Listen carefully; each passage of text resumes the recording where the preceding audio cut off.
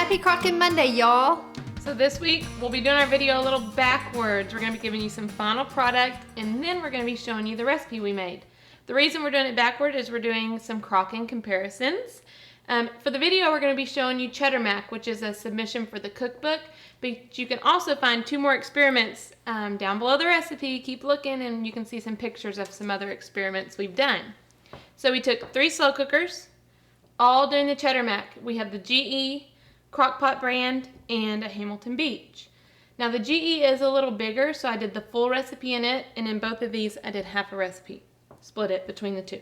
So you did one recipe and you halved it and put half of it in here and half of it there. Okay. Yes, so that's a full recipe. Proportionally, they're all have about the same macaroni and cheese in the slow cookers. And this is a recipe that you do not stir. You put it in, cover it, cook it, come back, and it's done. So none of these have been stirred. They've been cooked the same exact amount of time, and we've uncovered them, and they're ready to be served. So you're probably wondering why we've cooked the same recipe in 3 different slow cookers. And it's because, you know, we have a lot of our faithful Crockin community ask questions on the page of, why did my chicken dry out? Why did I come home and this is burnt to a crisp? I had to throw it away. What a bummer is that? So we decided, you know, maybe slow cookers are just like any other appliance. They're gonna cook differently. Each slow cooker is gonna cook differently. And also sometimes even the same brand cooks differently from, for instance, one slow cooker to the next. Exactly. Yes. So we've decided that we would cook the same recipe in 3 slow cookers and see what happens. And it's resulted in an abundance of macaroni and cheese, brownies, and pizza in our house because that's what we're experimenting for you. Our kids are going crazy. They're loving it. All right, so first I'm going to scoop out some out of the, this is the Hamilton Beach. I'm going to get some around the edges on these because that's really where the problem areas are, if there are any problems. And this one is about a 4 quart. Whoops, I'm sorry. So those are a little bit stuck together.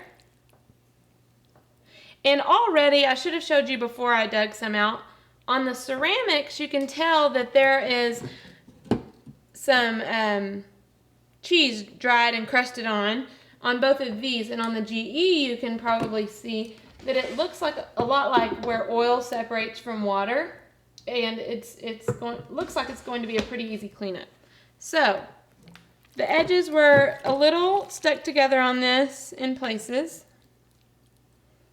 Okay. Now I'm going to be getting some out of the Crock-Pot brand.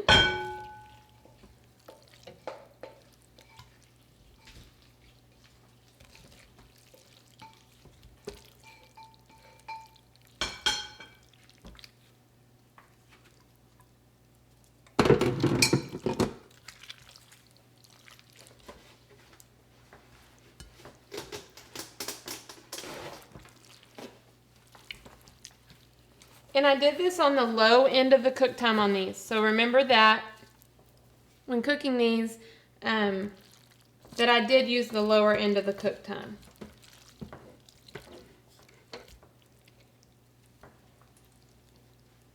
All right, and now I'm going to get some out of the GE. Get this one from you, Jenna. Thanks.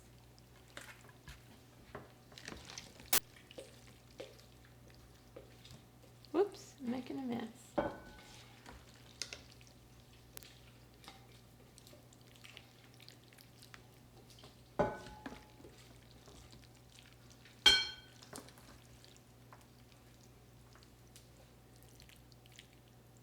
Okay. I'm going to dump the rest of Yes, thank you. that one out. You can go ahead. All right, so you can tell that the GE is a little different texture. We're going to try these out taste-wise too. It came out, it was pretty much the same consistency in the middle and on the outside. I think a lot of that is due to the non-stick. Both of these had a little bit of some dried edges on them around the edge and a little browning, so I would be afraid if I went the full cook time that might start to scorch a little bit. But I'm going to try all three. So you cooked all of these the same amount of time? Mm-hmm. Okay. So these, I guess, cook a little hotter because this did not have any browning on the edges. Okay, so the Hamilton Beach, which is this, and this is the Crock-Pot brand, burnt a little bit on the edges. Yeah, they were getting close. They're stuck together. Well, there's a little crunchiness to the sides. And I want you to see the inside of the GE. Basically, we're just gonna have to do a quick rinse and wash, and that one's done. This is the inside of the crock pot. If you can see, you want to get a fork and scrape. Looks like we're gonna do some scraping and cleaning on. Major. The noodles were stuck to the bottom, and then on the Hamilton Beach, it's stuck. Yeah, it's stuck too. But not too bad. But here. I do not like scrubbing my slow cooker, and that's one of the reasons I do love using the GE. So I'm gonna. Now I will give you a tip. If you do have a ceramic slow cooker and stuff gets stuck, just like this, there's a couple of things that you can do. You can fill up your slow cooker, and you can add some baking soda. Fill it up with water. I'm sorry. Add some baking soda and cook it on. Plug it in. Turn it on high and let it cook for a couple hours, and it should get rid of the baked on mess. Okay. That's a good tip. How is it doing? So far, Does it have a different texture? all the noodles will be cooked prior to putting them in. Okay, I got a crunchy piece there. And the Hamilton Beach one. If you notice, even the cheese has turned This is a a little different dry. color. The cheese has turned a little bit of a different color in those. But even when you were plating this, it seemed Fluffier. moist. Yes. Oh my gosh. I do tend to cook out of my GE quite a bit because anything that tends to stick, I don't have to worry about with this. That's why I chose to experiment with the pizza, the brownies, and the macaroni and cheese. You have cheese, desserts, and bread are all problem issues. If you're Crockin, sometimes you can have some problems. So, GE is one of my favorites with all three of the experiments I did. And also the KitchenAid that we both use. I really like it. I feel like even when things do get stuck on the ceramic, it rinses out really easily. So keep that in mind. If you're shopping for a new slow cooker or how to adjust your times, you might think, okay, my GE, I can really let this go for about 30 minutes, probably over the cook time, and it's not going to hurt it. But these two, I'm going to need to go the lowest possible time. Right, and we're not saying go out and buy a new slow cooker. That was not the point in this. We're saying if this is the slow cooker you have, then you have to know how it cooks. And you have to know that, yes, my slow cooker cooks a little bit hotter than Jenna and Nicole's when we use a GE or the KitchenAid, which most of the time we do. That way, if we do a video, you don't think you're a bad cook because it's not your cooking. Right. Sometimes it's your slow cooker that might cook a little hot. We've heard of people boiling on low, which is great about the GE. So now we're going to do the recipe. Yes, that was super, super good. Make sure you check out the pizza and the brownies also because we did get some interesting results with those. Okay, so for your ingredients, you need to cook a 16-ounce box of elbow noodles, and we've already done that, and they're in a strainer. Now, so we don't have to dirty up another dish. We're just going to dump the other ingredients first into the slow cooker and mix them. So we have 2 cups of half and half, and you can feel free to get the low fat if you would like. A half a cup of butter. Go ahead and melt it.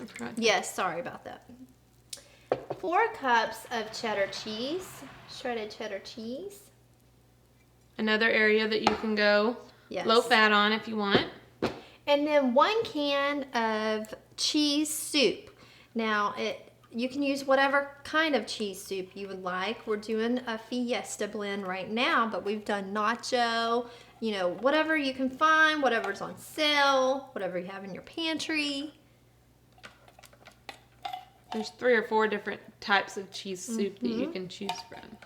Now, we were saying you can use a smaller crock. So if you want to use a smaller crock and half this recipe, go ahead. It's great to half. The only thing that you would be missing out on, you'd be wasting, would be half a can of your soup if you decided to divide the recipe in half and do it in a smaller slow cooker, because this makes a ton of macaroni. Got that good and mixed up, and add my macaroni here. Let me do it this way, get my right hand in there.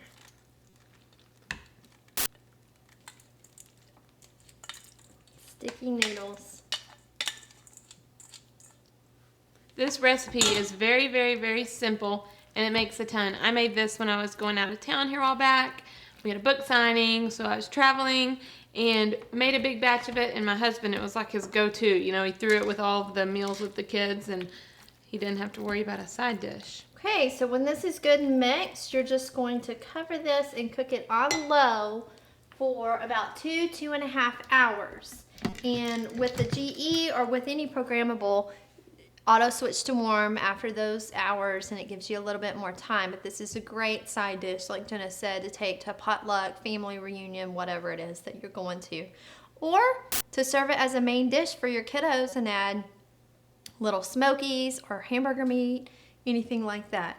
We hope you've enjoyed our video this week. We hope that maybe we've explained some of those hot crocks out there. Happy crockin', y'all. And we'd like to say thank you again to Dot's Closet Boutique for clothing us head to toe again for our video. We love the clothes, and we hope you'll have a great week.